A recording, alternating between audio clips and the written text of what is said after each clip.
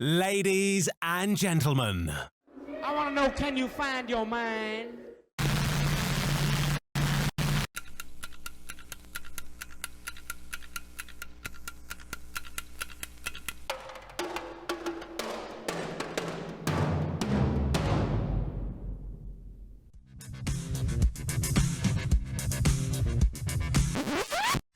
Welcome to Love Your Brain.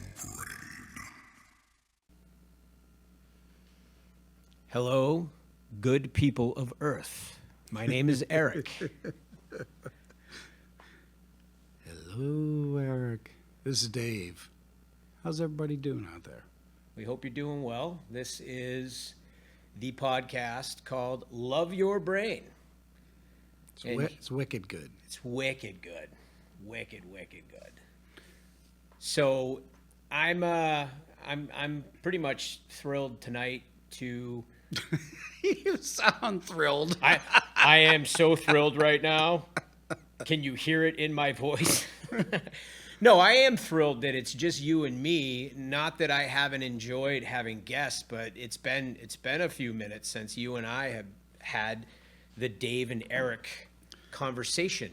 Yeah, and we come into a new setup here where we're actually The light just looking. went out. Yeah, That light's messing with us. we've got these lights that are flashing in the Yeah. studio. So, but we came into a new setup here, so we're actually facing each other as opposed to like the slightly angled. Yeah. Almost like two reading chairs next to the fireplace kind Right. of angles. Yeah, you know, angles that- of like watching TV or something. This is like Dave is directly across from me, and I am talking to Dave. So yeah, I like definitely gives a different energy. Mm-hmm. And we've had a lot of guests. We have, and it's been awesome, man. I really like the dynamic of three people in a conversation. It kind of gives everyone a break, maybe from time to time, or to like go into their thoughts. For me, I can only speak for myself. It allows me to take a pause from the conversation or be listening, but also be investigating where I want to go with the conversation or a question I want to ask. So it's a cool dynamic. It's more, is it more? Yeah, it's a little more laid back when it comes to this podcast, because when it's you and I, it's just you and I, and we gotta keep the train rolling, you know. Well, that and the fact that everything we're talking about really is kind of how people interpret the world around them in a Right. way, even if that means generating music, writing poetry, watching freaking television, whatever it is, that's kind of what we're talking about, which is everything, if you consider that. And so when it's just you and I, it's just you're my brain. And it's nice to add a new brain, which brings a whole new world into the room. You're right. It's like, I know you know me. There's still room of investigation, not only for you to know me more or me to know you more, but for the both of us to know ourselves a little bit better. When you have a third person, a guest that you don't know as well, especially when you bring up, pretty heavy topics, it's like a whole different perspective that I'm not used to having on the show, or maybe just even used to, because you and I talk a lot outside of this podcast. So it's been awesome. It's been awesome. These guests have been great, but it's good to be back with just my buddy Dave. Well, speaking of us talking about all the time, so we were on the drive over here tonight to record, and there was a topic we wanted to talk about tonight, and we had to stop ourselves at least 4 or 5 times from talking about it, because we're going to talk about the best stuff, even if it doesn't end up coming up. But Yeah. it's hard to get excited about something and not dive right into Right. it. Exactly. Yeah. Yeah. So we saved it for the show. So we talked a lot about turkeys. Yeah, we did. What is a group of turkeys called? Well, it doesn't matter. I'm still calling it a gang because they like steal kids' milk money and stuff like that. I thought it was a cackle, but a cackle is a group of hyenas. Yes. And the question was, what is a gratitude? I thought there was a group of some species of animal that's called a gratitude, and we looked it up and we couldn't find it. So Write in I'm your pretty sure answer, that- and you'll I win a think- prize. I think a flock still does apply to turkeys, but anyways, we got a whole bunch from where I live that are always around, just year round, and I get some pretty funny videos from these guys. But speaking of pretty funny videos, so we release usually, or we're not quite caught up with our back catalog and releasing it as of this particular recording. And so this won't come out in line with the event that just passed through town. Right. But this past weekend, Phish started their summer tour here in Manchester, New Hampshire. For those of you listening that don't know who Phish is, you're crazy. But I'll say They are spelled PH. PHISH, and I don't know. I'd like to give my brief definition of Phish, and then you can give yours if you feel called to. But I'm not as much of a Phish head as I would consider you, or especially my business partner Dan. But I love Phish. Phish is a jam band that started in the mid '80s, and a lot of people would consider the continuation of what the Grateful Dead started. A lot of people do put Phish and the Grateful Dead sometimes in the same sentence, or at least in the same category of genre music. And Phish definitely is a band that is all about improv a lot of the time, and allowing for their music to take them to places that are unknown. And so that's what I love about Phish. But with Phish comes a whole culture of people that go to shows, just like you have a whole culture of people that went to Grateful Dead shows, like Deadheads. So that's my little thing for the people that maybe have never heard of Phish. So my rebuttal. I mean, It's like, I was looking at your face. It's almost like you weren't agreeing with what I was saying. well, no. I mean, first off, I would never put them in the same category as the Dead for most things. I don't think the two bands. First off, you said the word jam band, and I'm like, oh God, I hate messed the that word up jam right there, band yeah. because if you're a country star and you guys stretch out the jam, are you a jam band? And so Phish, yeah, they're experimental and they do like to stretch out their jams, but Stretch out their the jams. category of jam band, almost, if you listen to people who fall into that category, none of them sound like each other. Or most of them don't sound like each other. For you and for me, I would say, yeah, I agree with that, because we're both musicians. We both are very particular and specific about our music. But for the layman, there's definitely And how many of those do you think are actually listening to this right now? Come on. Well, I'll just make the statement. For the layman, there is definitely an undercurrent of similarity through Grateful Dead, Phish, and then I'm going to throw out another band. I'm going to throw out another band that's around nowadays that I really like, that is also considered like an extension of Phish, and that is Goose.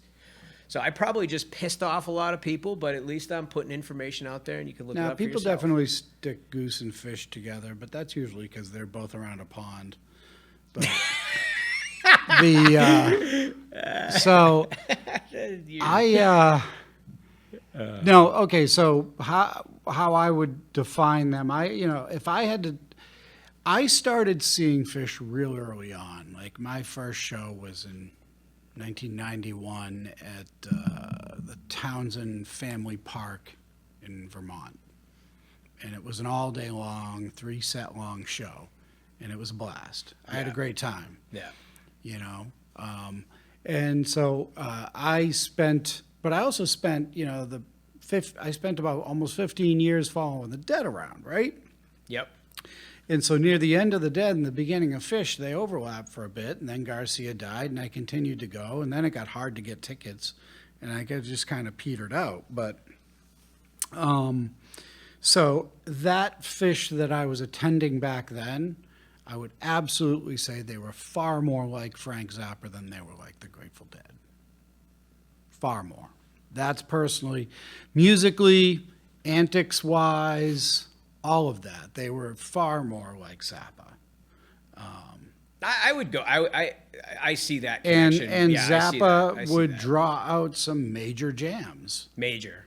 Would you ever call Zappa a jam band? Point well taken. Touche on that. Yes. I would never call Zappa a jam band. So, but Yeah, anyway, it's almost like minimizing the musicality of a band when that's you call the them thing. a jam And band. so, I hear you. I hear you, Dave. I hear you. So here's the thing. That wasn't the band I went and saw the other night. I haven't seen them in a long time. And these guys were talented, right? Mm-hmm. This new Phish that I saw, which everybody was freaking out that the stage setup had gone back to the 90s setup, man, where the drummer's all the way on the right and the keyboardist on the left, all stretched out like it was in the 90s. And I'm like, cool, looks like it always did, Right. But these guys came out, they stretched out some good jams. They went some really interesting places. But they didn't interact with the audience. And I was like, what the hell? And I was there for a couple nights, and they never really interacted with the audience while I was there. And the Phish that I used to go see, there was constantly some song in there that got narration, and there was talking in between things, and there was jokes, and they still do some of that stuff, but it's far less. They're far less goofy. Now, Well, mind they're you, far less as young as they once were. I understand. I'm just saying that was an actual major component of the band at the time.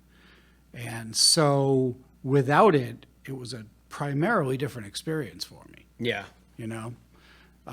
Which is not to say that I didn't know a lot of the songs too, but the band part, like then they would stop, and they would bend at the waist and bow, and they'd leave the stage. And I just was, it was pretty wild. Do you mind if I share my first Phish show ever? You all right if I? Dave, No, I know I'm now calling the shots, asking and you're permission. not allowed to. I'm asking permission. I didn't want to, kill your momentum there. I don't know if you've ever heard about this before. The first Phish show that I ever went to, unknowingly. Do you know about this? Fuck if I know. You haven't. I don't know. Finish. I'm one me. of those. I'm one of those people that I definitely have ADHD, and I have a very bad memory, and I tell the same goddamn story over and over again to the same people. So I ask people a lot of the time, did I already tell you this? Because I don't want to be redundant, even though that's kind of my nature. All right, ready?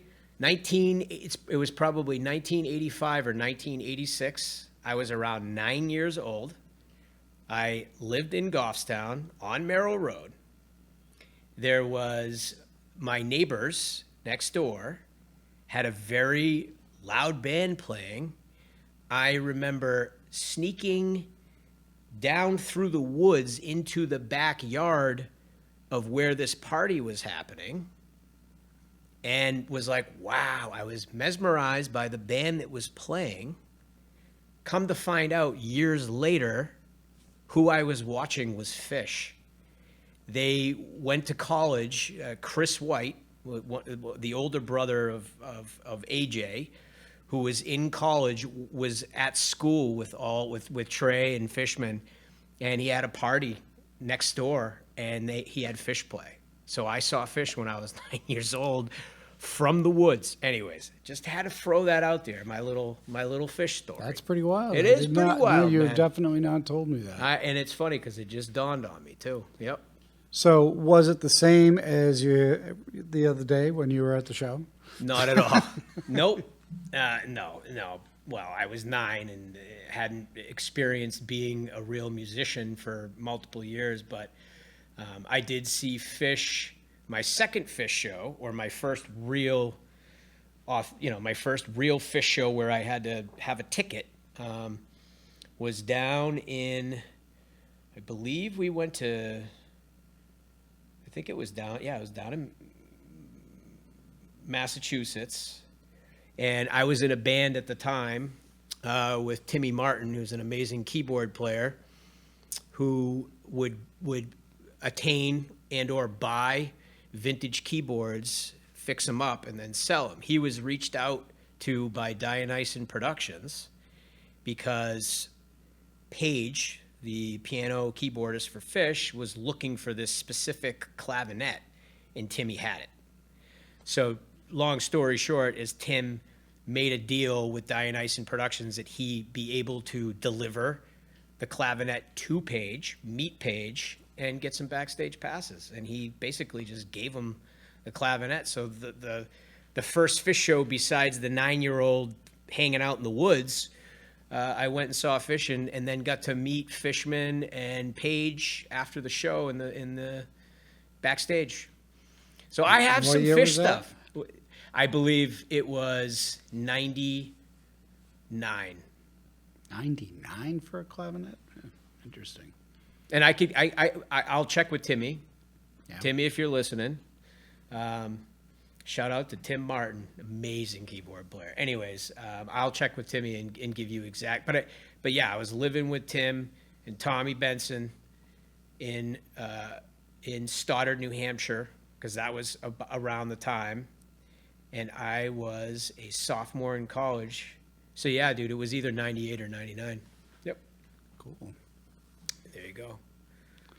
So I think we were going to talk a little bit about, we're halfway in, I love it.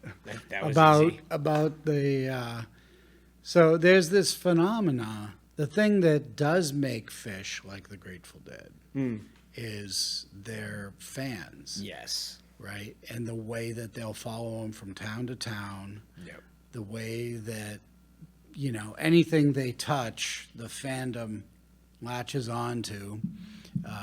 They go from town to town, and the band themselves have a pretty wide repertoire that on any given night, they'll play completely different sets.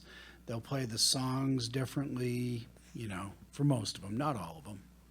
Yeah. You're going to have your classics bouncing around the room, which is really more of a piece, doesn't really deviate much. Right. Something like that, as opposed to your tweezer. That you missed on Sunday. I did not go on Sunday. I bailed on the Sunday. So finally. Dave went Friday. I saw Dave Friday, and then he went Saturday.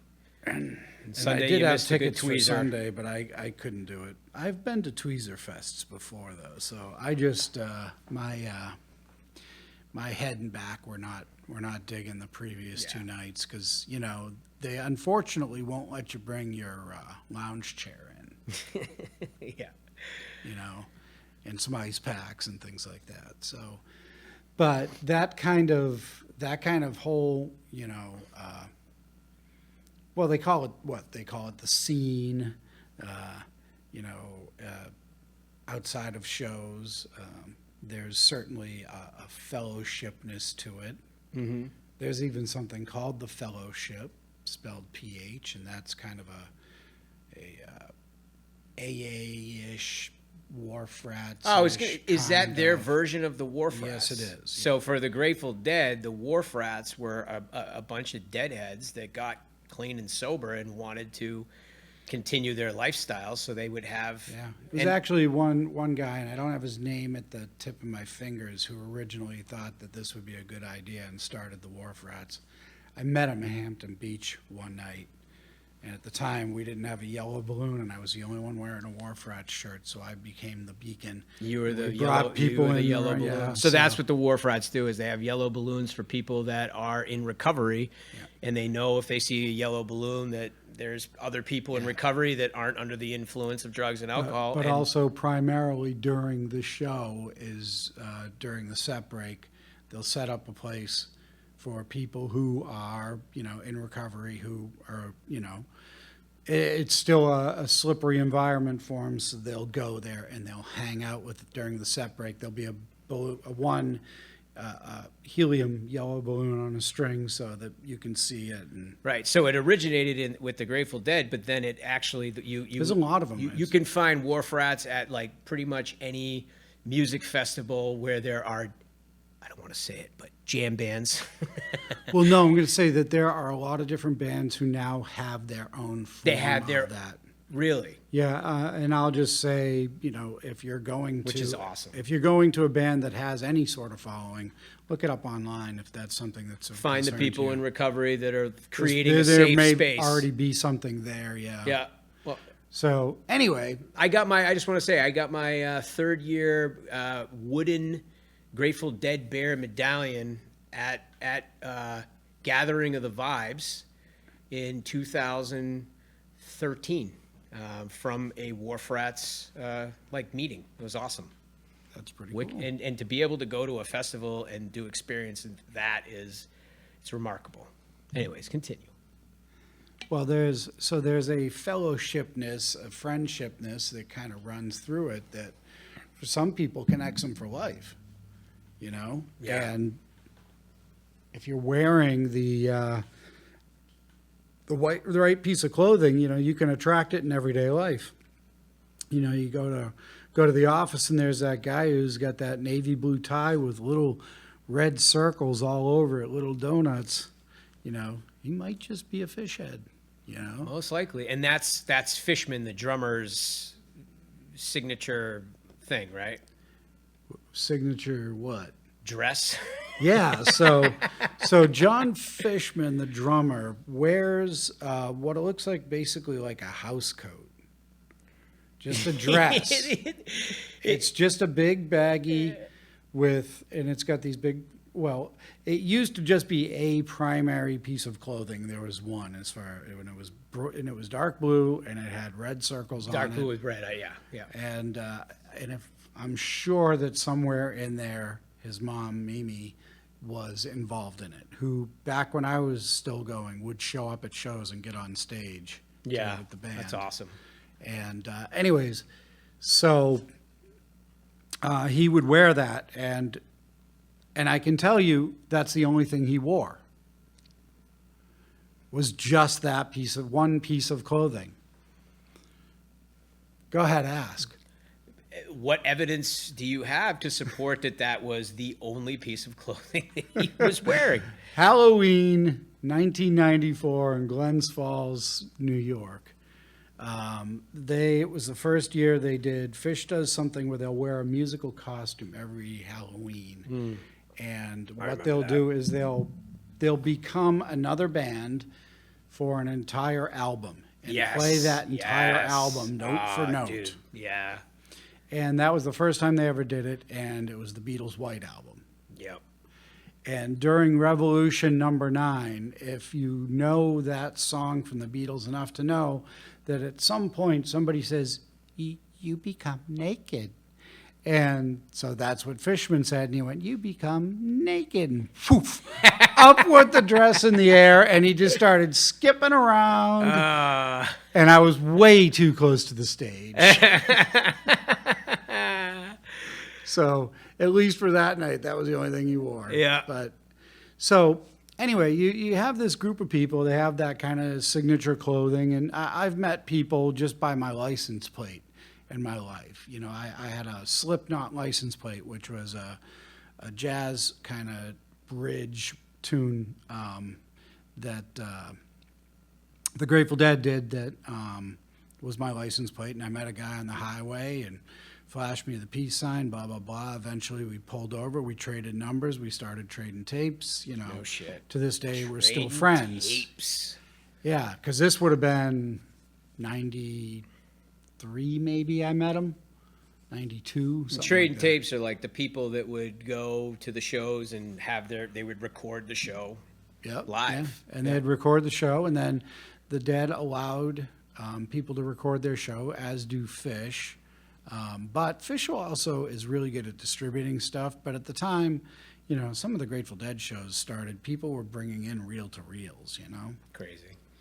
Yeah. I mean, it's different technology. But back then, yeah, we would record the shows and duplicate the cassettes, and we would mail in between back and forth. You'd get people's lists. It'd be in a giant manila envelope, and it would be 20 pages, and the shows and the rating and the generations. Wow. So that you knew how many generations from the original it was. That's some what the nerd quality shit co- right there, man. Love it. Yeah, and the really good ones would say what kind of decks it had been through and stuff like that. So, and that's why if you go onto archive.org and you go to the Grateful Dead's sound archive, recording archive there's, about 2,100 shows on there, I think, maybe more. There's about 2,300 times they ever performed, but not everything's recorded. But anyway, It's amazing. you go on there and you can see that same pattern of everything that it's gone through. And we would record these things up and you get these things in the mail, and then you'd take a box of tapes, 10, and you'd say, okay, you'd pick 10 of that guy's off his list and he'd take 10 off yours, and you'd each mail each other the box when you're done. And you'd get ripped off and all kinds of stuff. But I met some lifetime friends out of that. Yeah. Yeah. My friend Rob from Mars. He was from Mars, Okay. Pennsylvania. Mars, Pennsylvania. Yeah. Nice, dude. Yeah, it's interesting too how times have changed, technology has improved, and I've been to a couple different shows. I hate to use the term, but jam band shows where Just use it. I'm going to.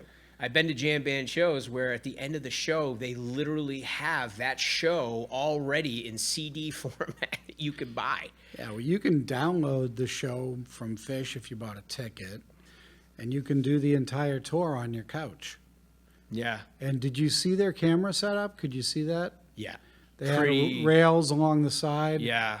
Real low rail along the front. Dude running around with one hand held. It was very not in your way. It was very. Not in your way, but you could see them, and they were doing a great job. They were capturing everything. Yeah, I don't know if you've ever watched any of the broadcasts, but it's really well done. Yeah, I have. Yeah. And, you go on YouTube the next morning, and there's at least a couple samples already up from the show by the band. Yeah. Well, they had Twist out the next That day. jam, that was spooky shit, man.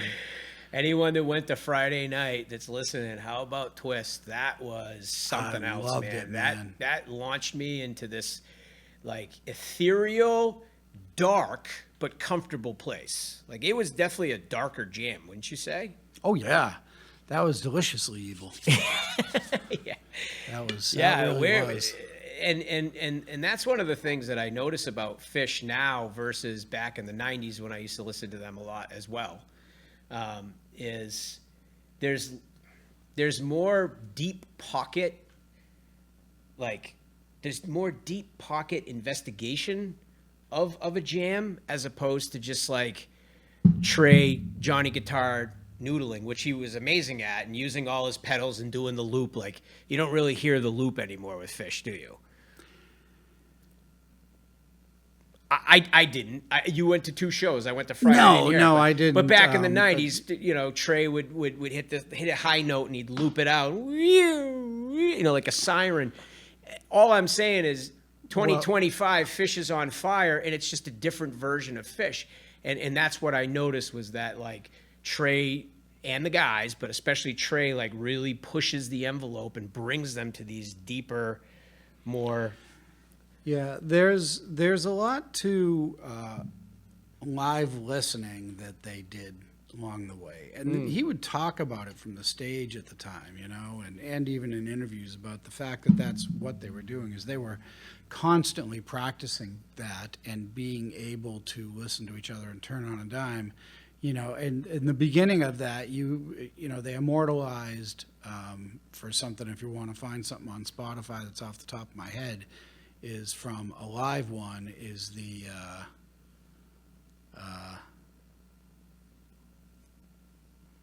You had it. was it Tweezer? I know Dan's listening right now, and he's like, "I know the answer. I know the answer. It's that." Yeah, and it Right went there? out of my brain right as I was talking, and it was, like a 35-minute whatever, and, it's definitely went off I'm pretty sure it was Tweezer, but it went off, and, they come back, and it was far less cohesive than some of the stuff we heard the other night, Yeah, like controlled chaos. There was, they were riding the bull more these days than they were back then. Back then they were you know, they were having fun with it, but they were okay with getting kicked off the bowl too. And just letting the And train letting it wreck. and let the train wreck, you know.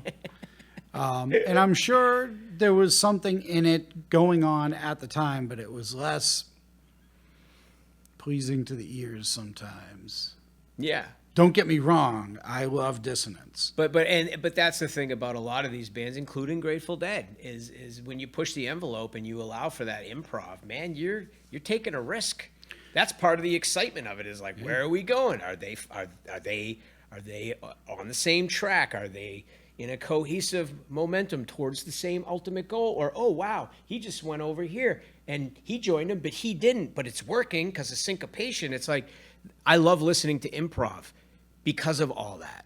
It keeps me on my toes. And actually, when I was at Phish Friday night, Dave and I were in the same section serendipitously. That was not planned out at all. Dave was in the front of the section, front of 216. I was more towards the middle back, but we had a great view of behind the stage.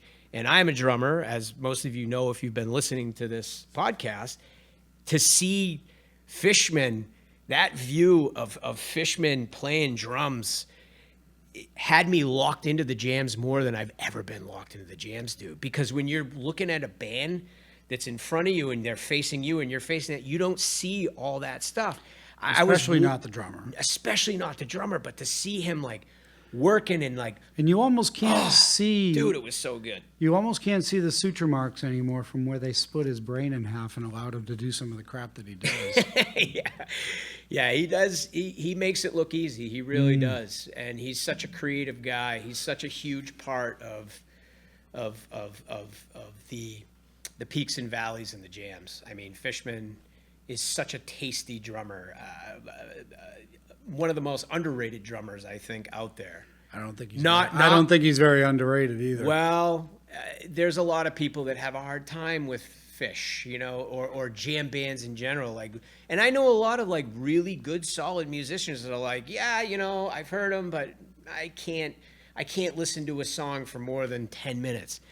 I just think that some people have that natural liking of longer improvs than other people. Some people just want that 3-minute, 30-second song with a little solo because it's easy, and I don't know.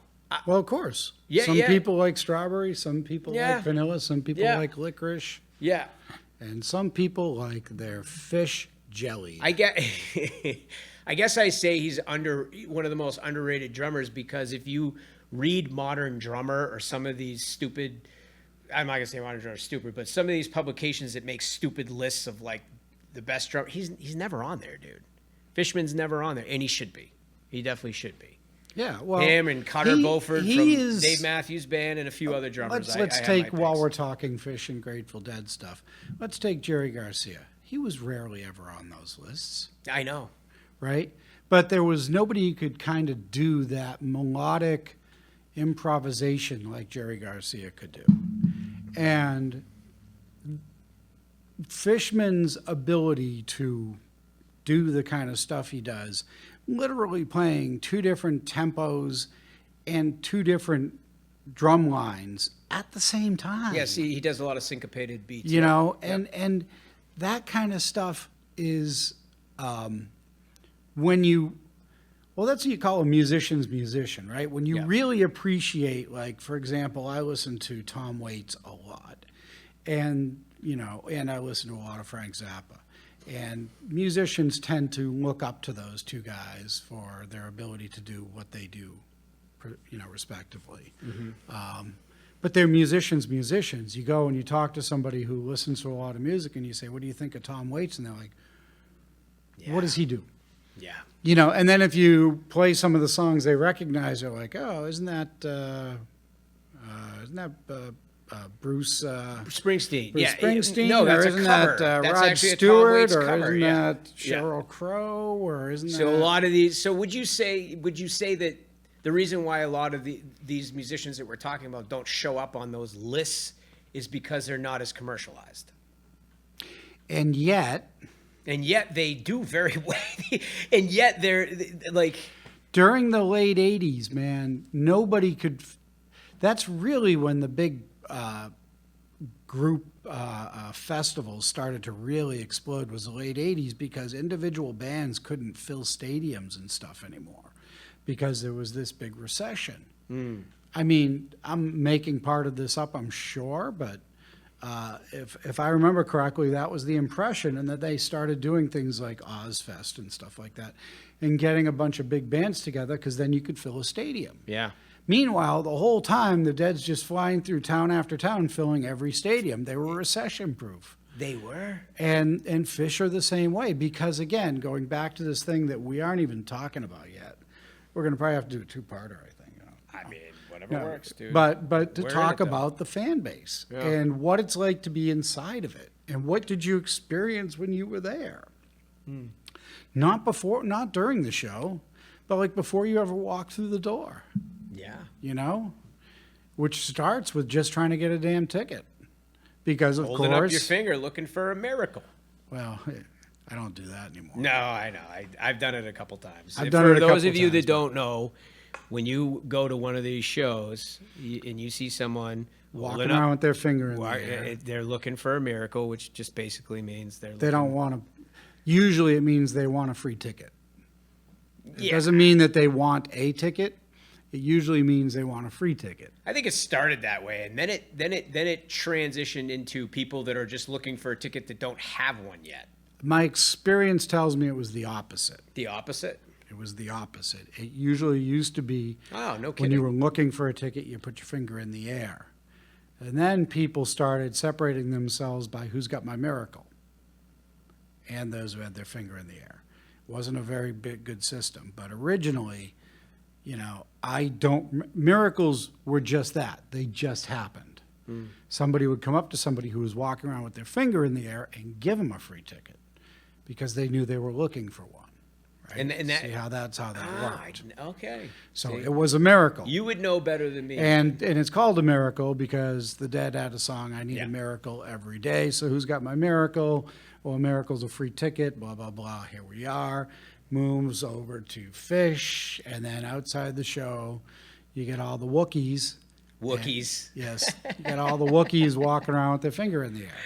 Yeah. And if you need to understand why people call folks, some certain folks outside of Phish and Dead concerts, Wookiees, you need only look at a picture of Chewbacca. You And hear some my of the folks Chewbacca in the impression? parking That lot. was so bad. I can't do it. Is that what that was? Yeah. It sounded like you were getting strangled. Choking on a raisin. Wookiees, dude. Yeah, Oh, man. fucking Wookiees, man. Yeah. And, you know, and so you'd have these guys with just, you know, dreads all over the place and stuff. And Wearing a drug rug. wearing a drug, yeah, some dirty Guatemalan clothes. And that's the atypical thing that people would say was a Wookiee. And I did find it unique, though, having been so split off in different sections of when I really saw Phish. So when I first was seeing Phish, the running joke is that the dirtiest of the Wookiees go follow Phish, and we've gotten rid of them from the Dead scene because they're going to just go see Phish now. Of course, not true, Yeah. but they existed in both places. But the Wookiee thing always kind of stuck with the Phish thing after that, and then oh crap, it did happen again. My brain just short. There's certain Wookiees that stuck and the ones that didn't.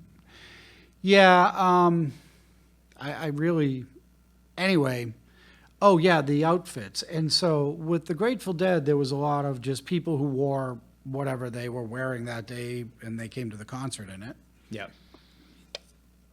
And there was far less of the like tie-dyed, the real, there was kind of an explosion in tie-dye. Yeah, like quality. the commercialized version of what people You know, thought. I came in at the tail end of the 70s going into the 80s, and tie-dyes were few and far between. The dyes were kind of crappy. And then, you know, by the end of the 80s, brilliant dyes and all kinds of creative.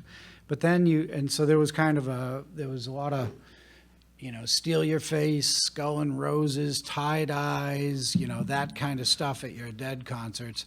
And then now I see at Phish concerts, because I had a friend staying with me this weekend. And I was putting on a shirt. He's like, well, I don't wear no fucking tie-dye, man. He's like, and he puts on like a short sleeve button-up with some sort of pattern on it of some sort, which I don't remember what it was, whatever, little cars, something like that, and a baseball hat and shorts, cargo shorts. And you get to the show, and how many people did you see in a button-up shirt with some sort of pattern, a baseball hat, and cargo shorts? So many. Yeah. That describes and a lot so of that's people, kind of like the outfit that is developed amongst not everybody, of course, just like not everybody's a Wookiee, and just like not everybody wore a tie-dye, but that is predominantly a lot more of that, Yeah. and bucket hats. A lot of Lots bucket hats. A lot of bucket hats. And Mind you, I was wearing one myself. Dave was wearing one, and he kept asking me, do you like my hat? Do you like my hat? Which was a reference to a Dr. Seuss book that's really odd. And then you were supposed to say, I do not like your hat. But And anyway, I kept telling him, yeah, man, I love your hat. Dude, it's great. You keep asking me. It's great, Dave. Looks awesome on you. I just figured, you still got kids and all. You must have, I don't know. Yeah, my child was into not that stuff, but So anyway, they have these outfits, right? yeah. And it's kind of that Phish thing. And then the same goes for what's happening in the crowd, I made a joke to somebody this weekend that that it felt like I'm gonna get beat up for this. Do it, man. Yeah, but I felt probably like I was pissed off a few people. that the Phish show felt like a bunch of people who got to cosplay hippie for the weekend. Cosplay hippie. Well, because there's way more money. There's just the crowd is far more upwardly mobile, I find, than some of the crowds that I used to find on Dead Tour. Because on Dead Tour, I would legitimately run into those people. You'd be like, what the hell does this guy do the rest of the year when the Dead's not on the road? Because there's no way he's got a job looking like that. Right.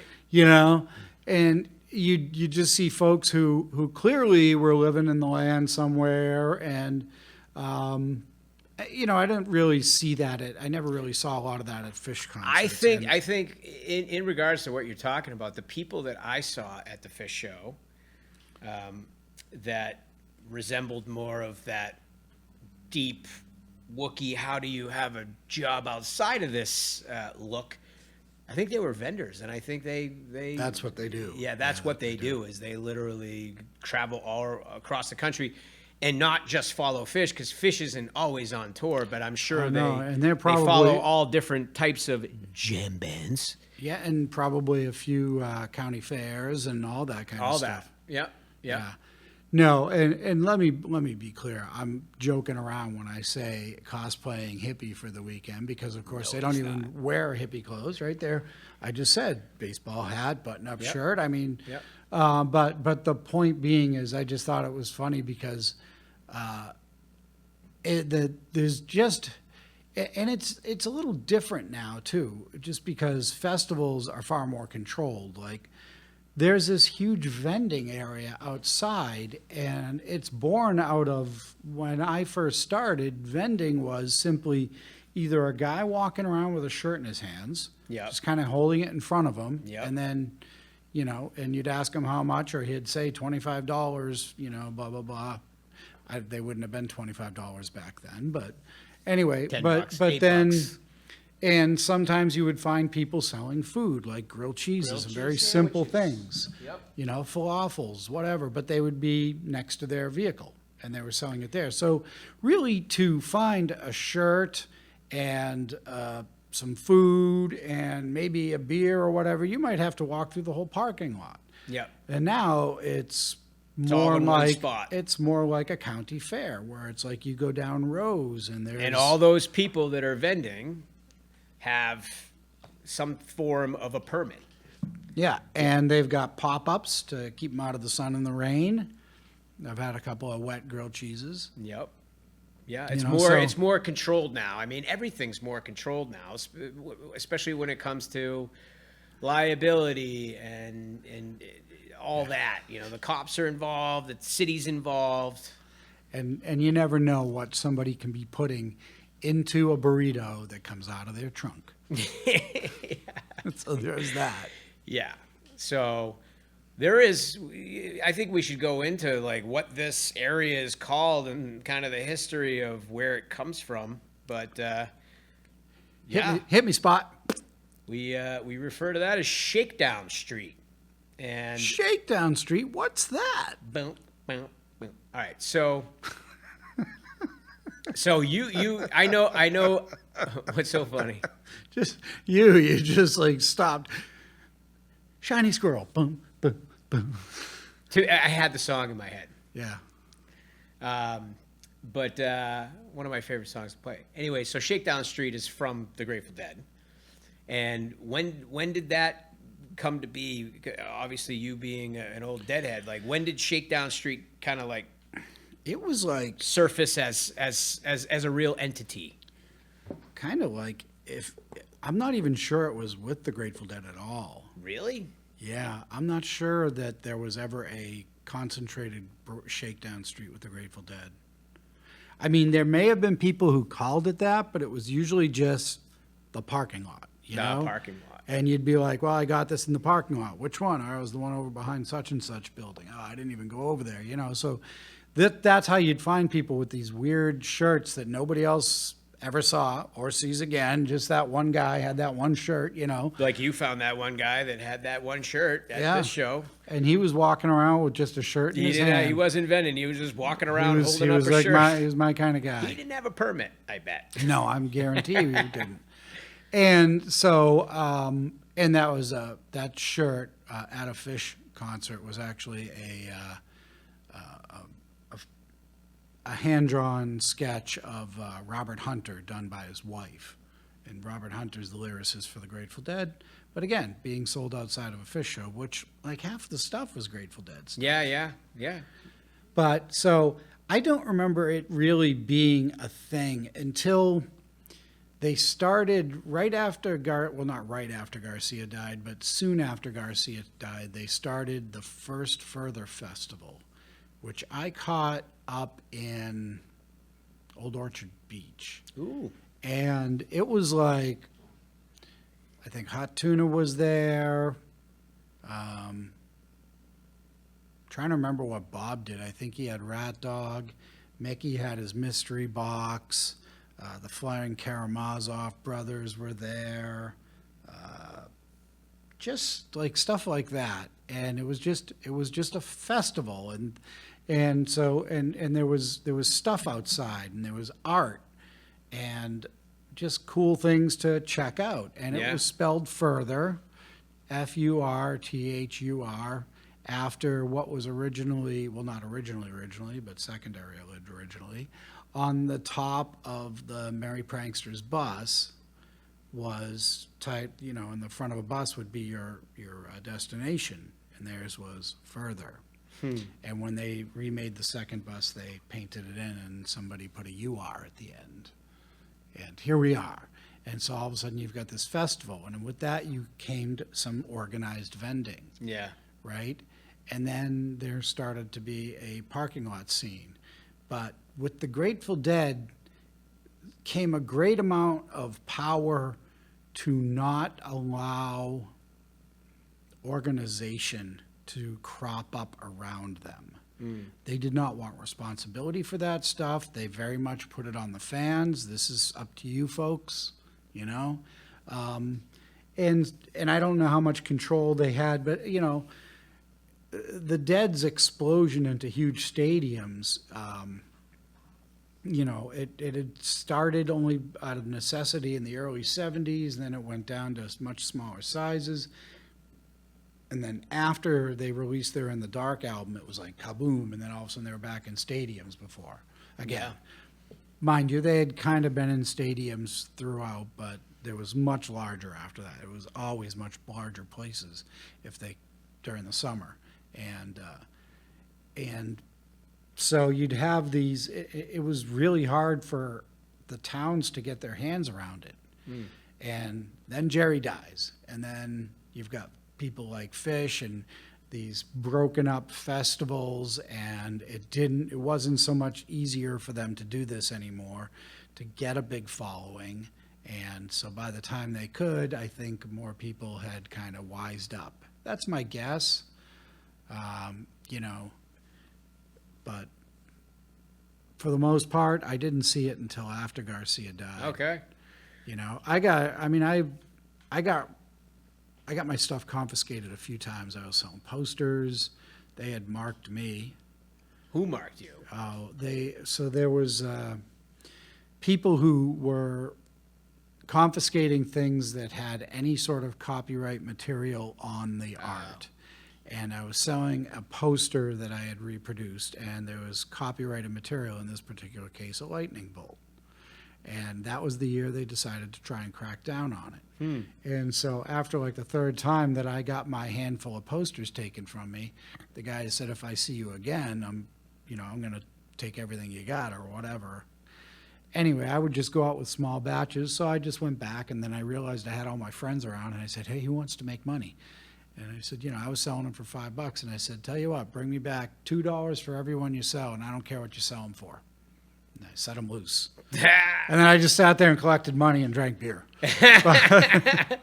Wow, you pulled a good entrepreneurial deadhead move right there. Yeah, especially since at that point I had already paid the posters off, and so everything was You good. had your little deadhead minions, dude, doing your dirty work for you while you get the party. Yeah, I mean, there were times I sold grilled cheeses, spaghetti, beer, plenty of shirts. Yeah. Lots of different types of shirts, art. I would make batches of art and give them out. We went way over. This is great. I knew that you would have a lot to say, and I am just immersed in learning more about all this stuff. And I think that we may have to do a second part, because we didn't even get into Shakedown Street and the fact that me and my business partner, who are going to be opening a kava bar in Manchester, New Hampshire, we were set up at Phish, and like that experience of Well, I you thought that's hanging where we out. were going to start tonight. Yeah, we didn't though, but that's okay because we started where we were supposed to, and we're about to end at the perfect time. And I think that we have another episode ahead of us, which I see us getting into, or me getting into kava, and more of the culture of what happens outside the show, Shakedown Street, and some more cool conversations, and I'm sure some more amazing stories from Dave over here. Wash your feet e dry tu Firenze. Wash your feet e dry tu Firenze. It's a good way to end.